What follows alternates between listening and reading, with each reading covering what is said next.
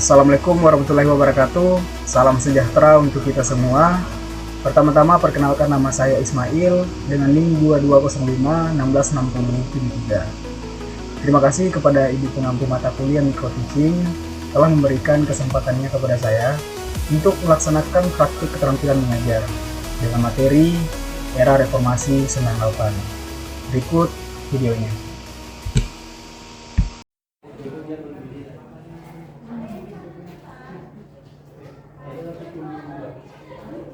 Oke, halo semuanya. Halo. Apa kabar? Baik. Baik kan? Tiara baik. Reva, kabar baik? Baik, Pak. Baik ya. Angga, baik ya? Baik. Oke. Terima kasih semuanya. Jadi hari ini kita masih bahas soal apa nih kira-kira? Bahas apa? Kalau kemarin bahas apa? Demo. Kemarin bahas apa? Oh, kemarin. Kemarin masih bahas masa lalu ya? Ya. Masih masa lalu ya? Ya. Nah sekarang masih masa lalu. Selalu hal mewah gitu. Masa lalu. Ya, pertama-tama saya mencoba untuk membuat sebuah, tidak mendikte. Saya mencoba membuat aturan gitu, tapi aturan itu tidak datang dari sayanya gitu, tapi melalui kesepakatan yang ada di kelas ini. Ya, kesepakatannya adalah kita harus menentukan aturan yang ada di kelas ini. Yang pertama adalah kesetaraan, lalu kedua adalah kebebasan. Kenapa perlu kesetaraan? Kenapa perlu kebebasan? Karena saya tahu kita tuh punya kehendak bebas itu, tapi mesti kita batasi dengan berlebihan. Dan setara itu penting. Setara dalam arti saya berdiri di sini bukan karena berpengetahuan luas, kebenaran mutlak dari saya bukan, tapi bagaimana menghadirkan kelas ini kita bersikap egaliter. Dalam arti saya panggil kalian dengan ekspresi egaliter, begitu sebaliknya gitu. Kalian memanggil saya tuh dengan ekspresi egaliter, tanpa ada tekanan bapak dan lain. Artinya adalah kesetaraan dan kebebasan. Itu yang perlu kita tekankan di dalam kelas ini. Kebebasan yang saya maksud adalah ketika teman-teman memahami kebebasan itu ternyata terbatas, ketika apa yang teman-teman lakukan itu mengganggu orang lain. Artinya adalah ketika Tiara sibuk dengan laptopnya, mengganggu fokus-fokus yang lain. Kalau misal Angga ribut, suara yang nyaring, mengganggu konsentrasi yang lain, maka kebebasan itu perlu dibatasi karena mengganggu yang lain. Jadi dua hal itu kita dasari dulu. Dua itu juga mendasari bagaimana Indonesia merdeka. Karena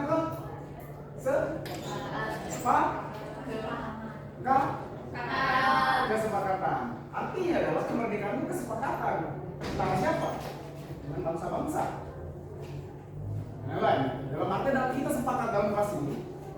Begitupun kesepakatan yang dasarnya kemerdekaan.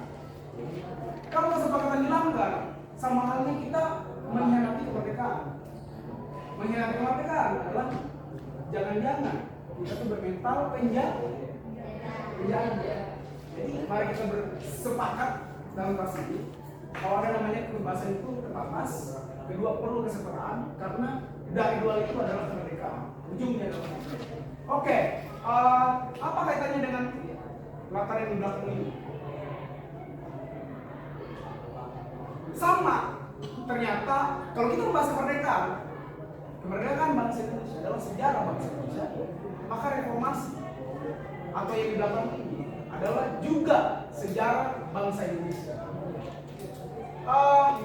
Kita tahu ini reformasi, gambaran di belakang ini reformasi 98, keramaian mahasiswa. Tetapi mari kita maknai kata yang di atas, lihat ke belakang. Kenapa kita perlu melihat ke belakang? Untuk merefleksikan kita atau diri kita gitu. Apakah kita telah menghargai sejarah? Sejarah bangsa Indonesia. Sejarah bangsa Indonesia. Salah satu yang paling kita mesti maknai adalah 98 reformasi. Karena hari ini adalah hasil reformasi. Sudah ada yang tahu reformasi itu apa? Sudah ada. Angga berbahan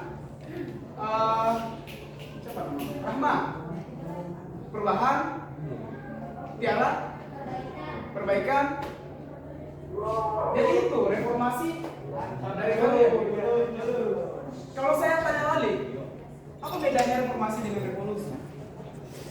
Kalau katanya tadi adalah reformasi perubahan, perbaikan. Kalau revolusi apa? Revolusi? Perkembangan? Perubahan secara perlahan. Tapi mari kita buktikan. Mari buktikan bagaimana reformasi, bagaimana revolusi. Dengan definisi berikut ini.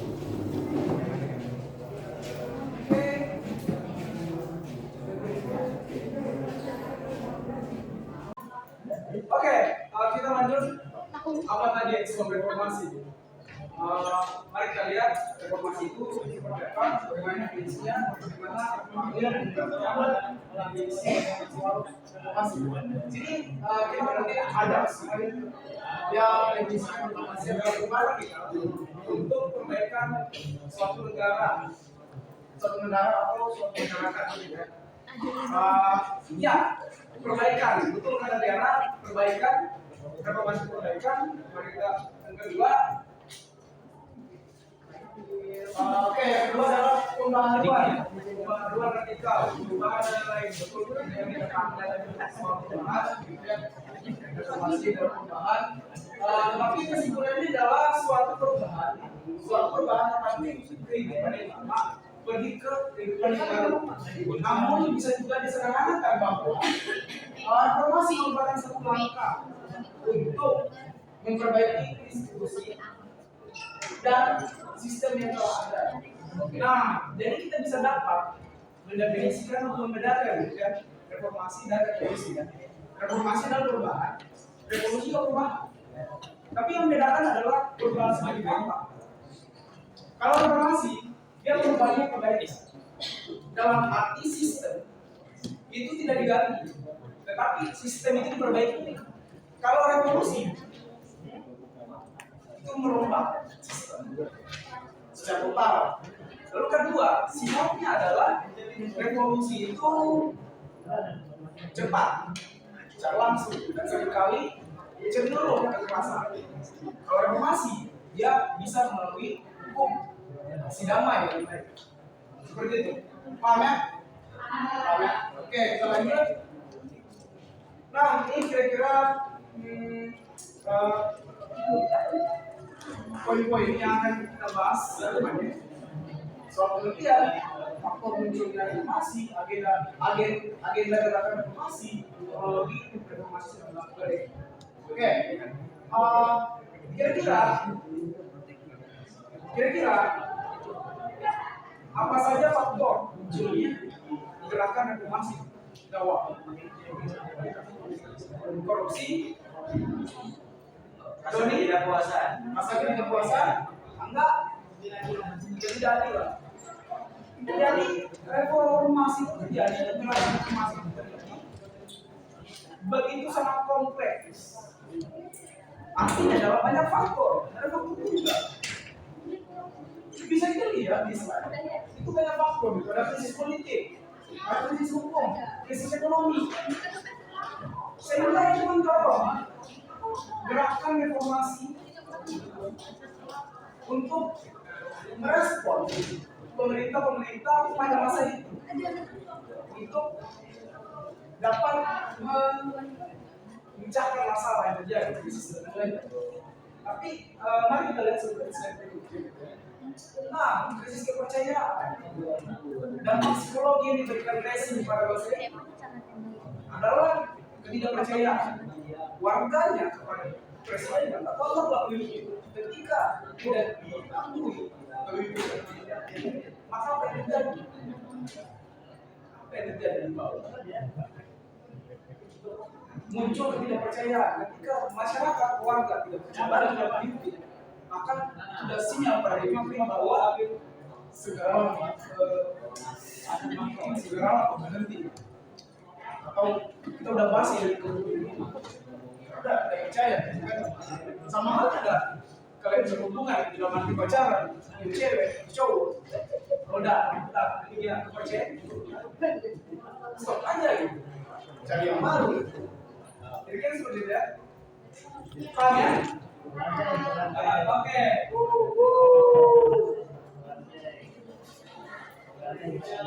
Ya, jadi krisis kepercayaan itu ternyata muncul ketika pada tanggal 12 Mei 1998 terjadi tragedi yang berdarah, tembakan mahasiswa sakit dan ada beberapa nama setidaknya 4 di sini yang menjadi korban dari kekerasan negara. Sehingga dapat dikatakan bahwa kita tidak hanya menyebut ini sebagai nama, tapi sebagai apa? Cerita yang hidup. Cerita yang hidup dalam diri kita bahwa negara pernah membunuh bangsanya. Negara membunuh bangsanya. Bila korbannya dari ini. Sehingga memicu 13 sampai 14 Mei memicu yang mananya menuntut Soeharto turun, mundur dari jabatan. Turun. Siapa tokoh-tokohnya? Salah satu tokoh yang berpengaruh secara politik adalah 4 ini. Gus Dur, Abdurrahman Wahid, Amin Rais, Nurul Megawati, dan terakhir adalah siapa yang menolak? Sri Sultan Hamengkubuwono. Dia memberikan pengaruh secara politik. Tetapi di belakang mereka adalah power paling tinggi adalah mahasiswa dan kawan masyarakat. Dan itu disebut sebagai tokoh deklarasi Cianjur. Deklarasi ini adalah di mana tokoh politik yang punya pengaruh internal untuk pemerintahan itu beroposisi kepada pemerintahan Orde Baru dan didukung oleh mahasiswa. Maka terjadilah ini. Oke, lanjut. Lihat tokoh-tokohnya, lihat muka-mukanya. Gus Dur, Megawati, masih hidup. Gus Dur udah almarhum. Oke, proses munculnya reformasi. Oke, di sini ada proses munculnya reformasi, jatuhnya pemerintah Orde Baru. Pertama, kita bisa lihat sebab-sebab munculnya reformasi terdiri dari beberapa poin. Gerakan reformasi terdiri dari beberapa poin, jatuhnya pemerintah Orde Baru terdiri dari beberapa poin. Mari kita ulas satu-satu. Sebab-sebab munculnya reformasi. Pertama adalah perlunya regenerasi pemimpin negara. Kalau mendengar regenerasi adalah apa kira-kira? Regenerasi itu apa? Pembaharuan, pengganti, dan lain sebagainya. Bahwa perlunya regenerasi kepemimpinan perlu Soeharto itu diganti karena sudah lama 32 tahun dia berkuasa. Kita perlu pemimpin yang mengganti Soeharto. Penyelewengan yang dilakukan Pancasila dalam Undang-Undang 1945. Penyelewengannya adalah ketika Soeharto menjabat atau Orba menganggap itu Pancasila sebagai ideologi atau asas tunggal. Parahnya adalah kita harus diseragamkan atas nama ideologi Pancasila. Nah, pemerintah Orba sentralistik dalam arti adalah terpusat. Jadi keputusan negara itu di ujung Soeharto. Di ujung Soeharto terpusat dia. Kita tidak bisa mengambil keputusan secara sepihak tanpa persetujuan Soeharto. Itu sentralistik. Orba. Lalu kemudian kehidupan politik banyak terjadi pengangkangan. Jadi pembungkaman lawan politik Soeharto itu ditangkap di penjara, diteror dan lain, sehingga lanjutlah kekuasaannya sampai di 2002 tahun. Kemudian ada reformasi. Dan ini dari pengertian kedua reformasi, dari reformasi mahasiswa. Pengertiannya adalah gerakan reformasi adalah gerakan masyarakat menuntut perubahan, perbaikan. Lalu kemudian kita reformasi adalah menciptakan sebuah negara sistem yang baru dari otoritarian, militeristik ke demokrasi. Lalu kemudian agenda reformasi adalah turunkan Soeharto. Lalu kemudian kenapa mahasiswa? Mahasiswa merupakan agen of change dalam arti adalah mereka golongan-golongan mengubah perubahan dan lain-lain. Mereka power di belakang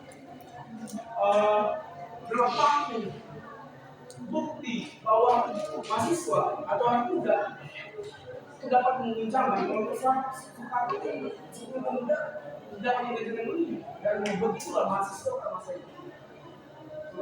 Lalu kemudian jatuhnya pemerintah Orba ini disebabkan sekali lagi adalah jatuhnya pemerintah Orba itu sangat kompleks itu.